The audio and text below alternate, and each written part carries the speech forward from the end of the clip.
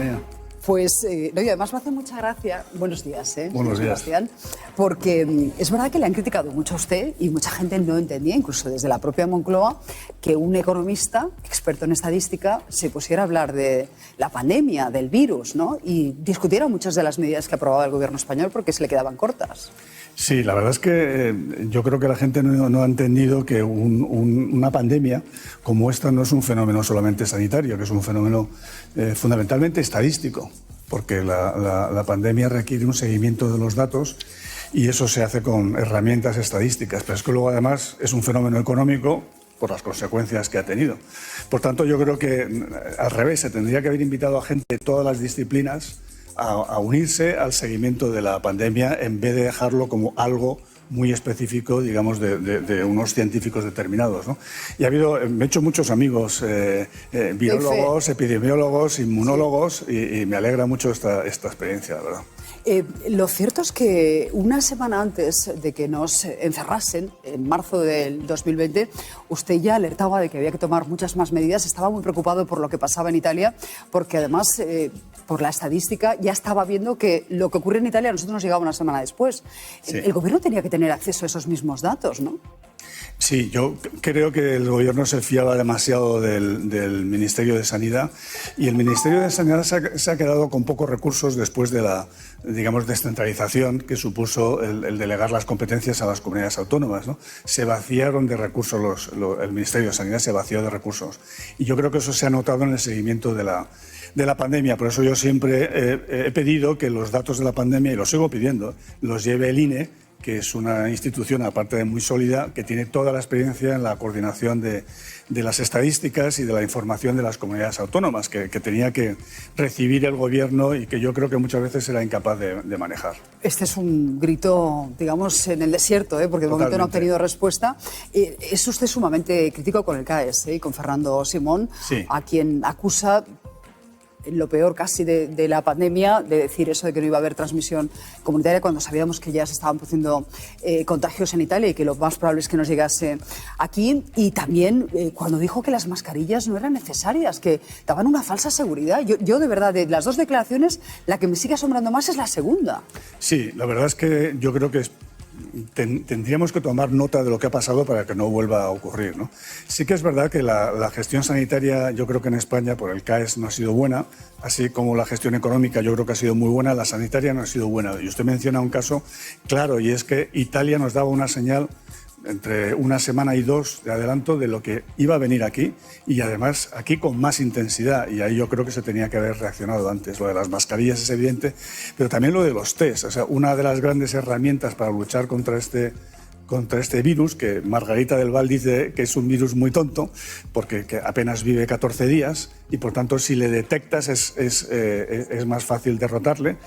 Una de las cosas más increíbles de nuestro país es que los test estaban a precio de marisco. Es decir, un test PCR te costaba 150 euros y por 150 euros uno se puede pegar una mariscada. Y cuando tú contabas fuera eso, de que en España un test vale como una mariscada, pues la gente no se lo puede creer. Eso afortunadamente se corrigió, pero ya se corrigió muy, muy avanzada en la pandemia. ¿Por qué somos uno de los países con mayor mortalidad, junto con, en fin, otros países del sur de Europa que también sufrieron, como Italia y Portugal, y junto a otros países negacionistas, Gran Bretaña, Estados Unidos, Brasil? ¿Por qué? ¿Por qué esa mala gestión? No, yo creo que tuvimos más mortalidad porque nos golpeó de primeras, ¿no? Junto con Italia. Fuimos los primeros países que nadie se lo esperaba, porque China tiene mucho más relaciones con Alemania, incluso con Francia. Hay muchísimos turistas chinos en Francia, cosa que no los hay tanto en España o en Italia. Nos golpeó de primeras, que eso fue la gran sorpresa, y yo creo que, como todo el mundo, pues no supimos, digamos, reaccionar a tiempo. Y luego el desastre de las residencias, que yo creo que fue lo más dramático que vivimos y que creo que también requiere una investigación. ¿Por qué hemos sido el país con más oleadas? Porque fuimos de los primeros que adoptamos la política esta de convivir con el virus, que es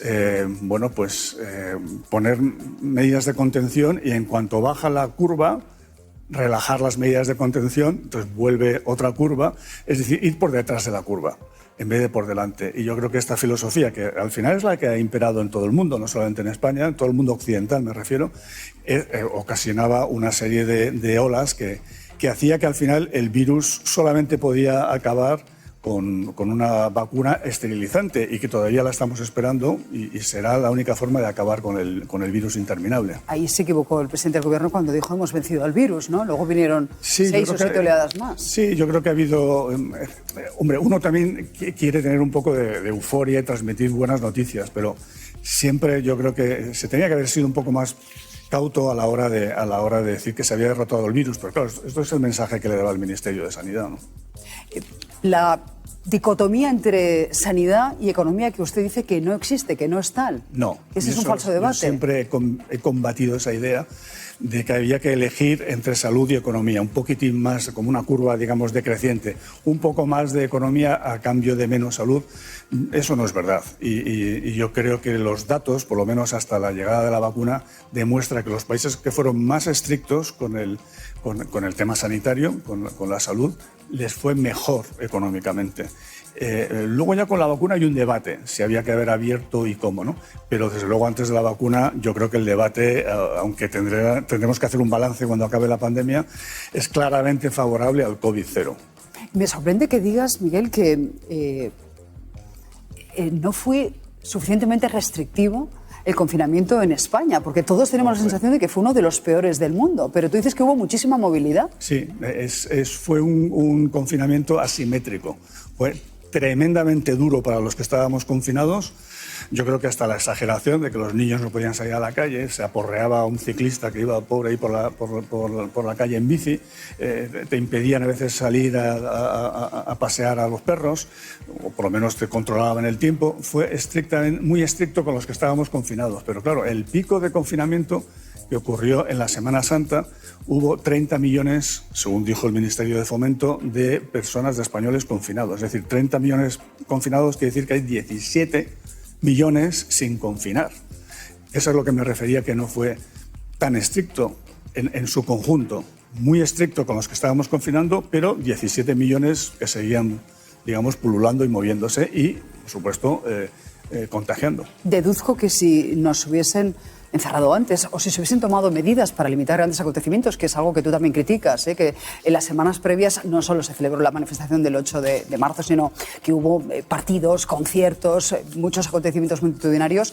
Si todo eso se hubiese adoptado, no sé, 15 días antes, tal vez nos hubiésemos ahorrado sin duda, confinamiento es un cálculo que habrá que hacer, pero evidentemente actuar con antelación ahorra víctimas y esto tiene que ser un mensaje para el futuro.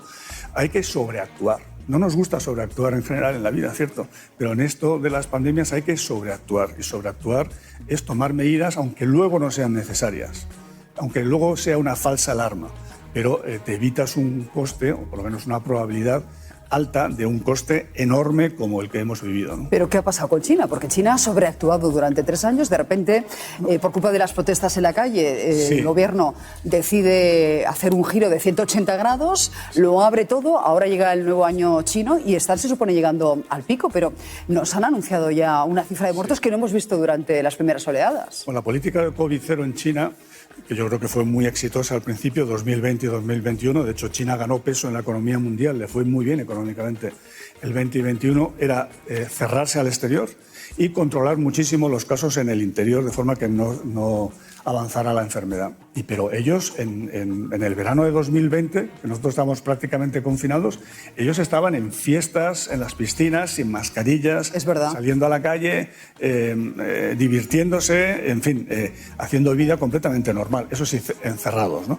Claro, esta política de COVID-0 no es sostenible si el resto del mundo está haciendo una política que yo llamo de COVID infinito. Es dejar que se multipliquen los casos para que la gente de alguna forma se vacune o se inmunice con el famoso rebaño, ¿no? La inmunidad de grupo de rebaño. La presunta, que se ha demostrado que no existe, inmunidad de rebaño.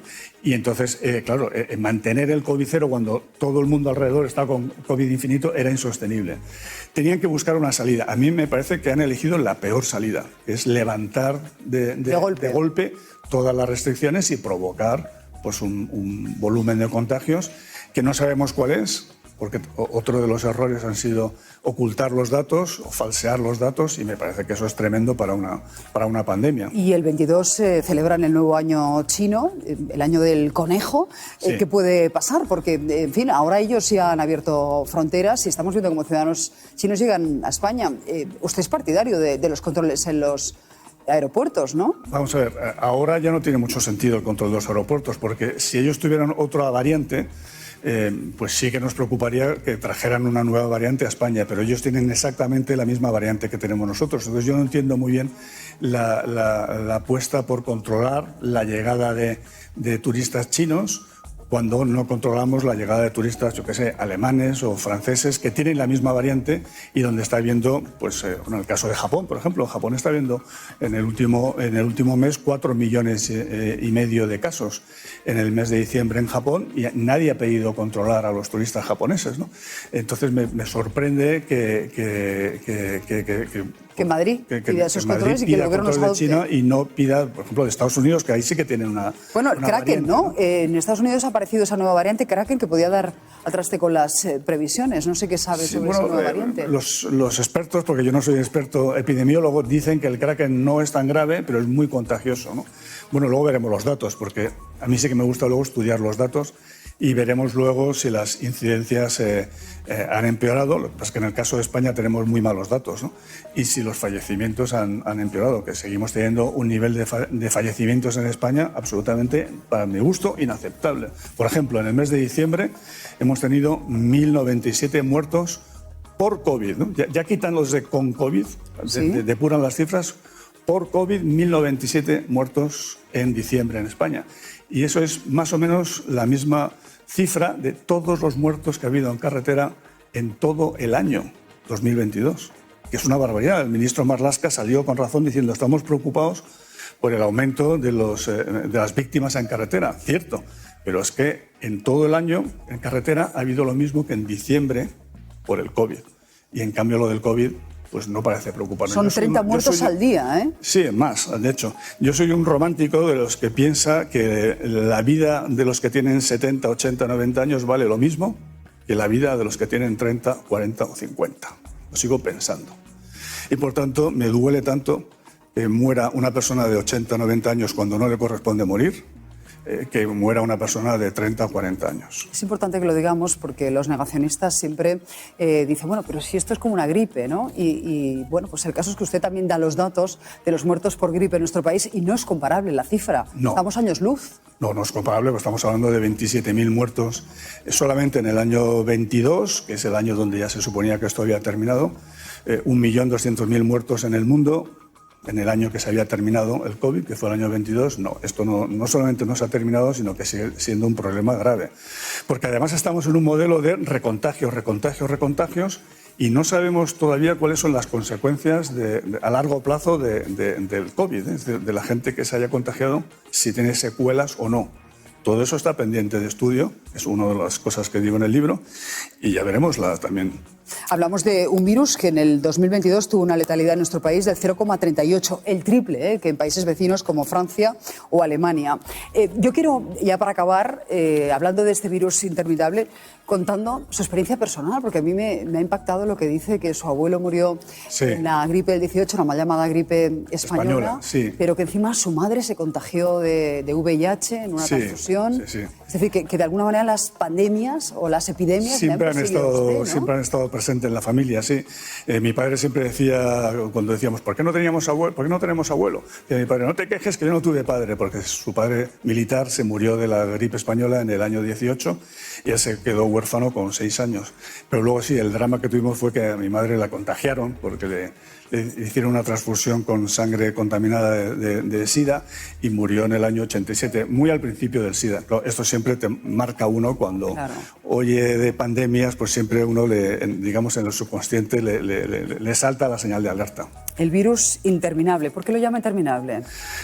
Bueno, pues porque llevamos años, hemos descubierto una vacuna que es muy buena, pero no ha acabado con el virus y que seguimos contagiándonos y recontagiándonos, ¿no? Y por tanto no se ve el final hasta que no haya una vacuna esterilizante de las de siempre, digamos, que acabe definitivamente con el virus. Miguel Sebastián, tenía ganas ya de entrevistarle. Igualmente. Hasta pronto. Gracias. Bueno, pues nos vamos.